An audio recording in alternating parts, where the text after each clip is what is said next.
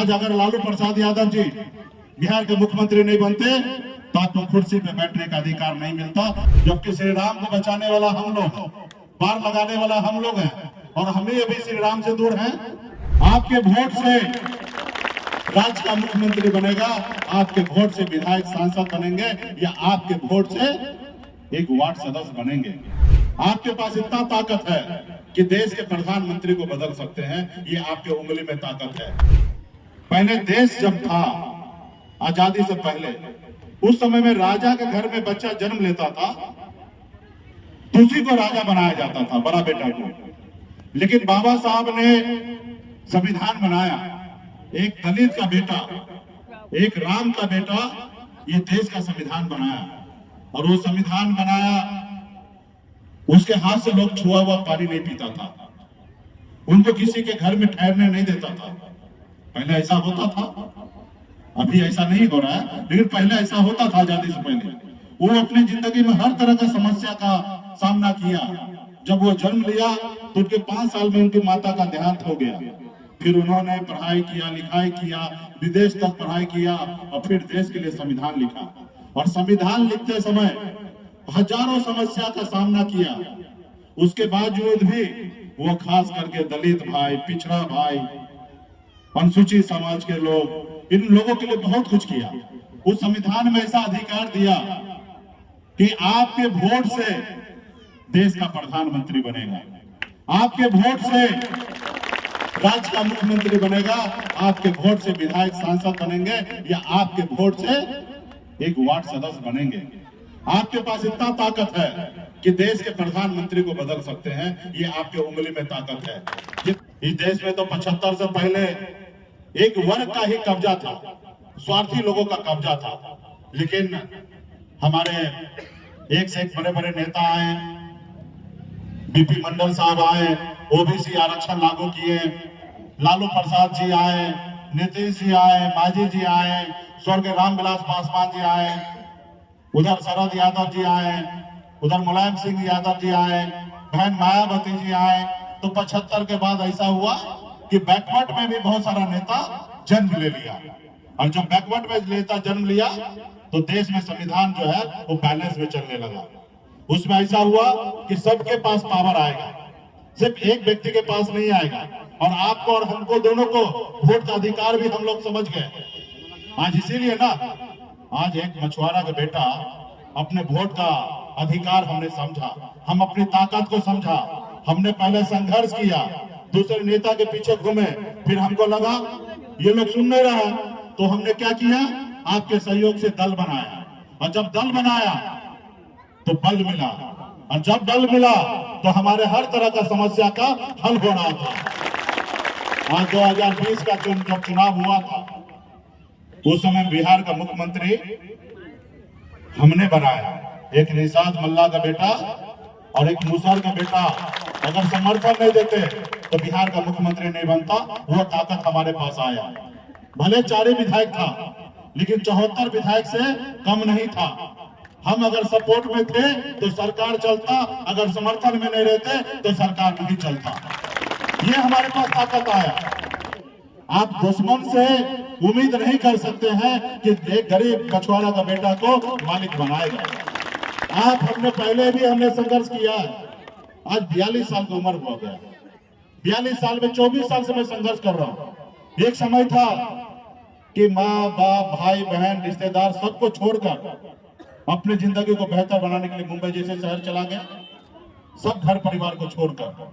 और आज बम्बई में घर परिवार, बच्चे हैं, वहीं पे रहते हैं। आज उनको छोड़कर आज बिहार में अपने लोगों को जागरूक करने के लिए आए कि नहीं, आप भी इस देश का शासक बन सकते हैं। आपके पास भी 15% वोट है, और अपने वोट का अगर ताकत का पहचान ले लीजिएगा तो देश के प्रधानमंत्री को भी आपके सामने में झुकना पड़ेगा।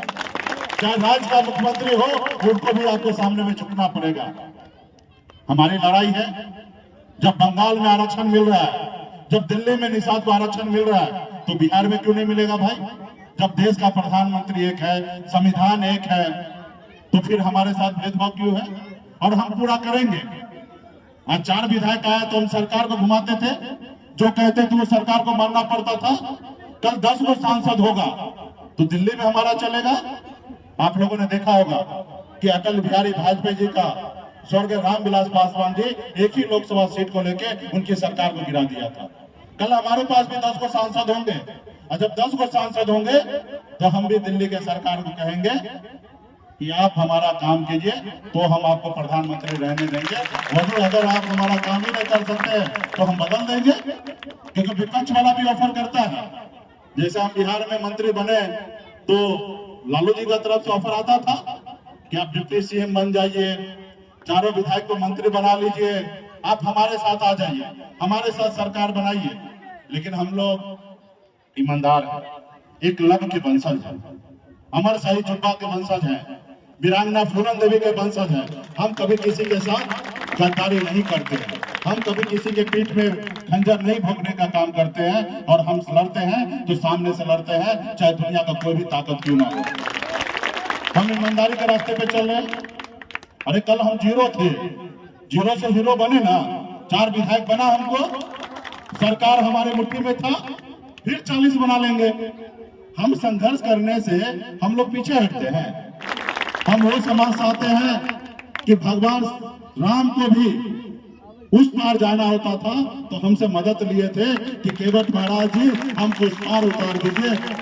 तो हम उसका वंशज हैं, तो हमें दूसरे को नाव चलाने के लिए क्या देना है या दूसरे पे क्या भरोसा करना है।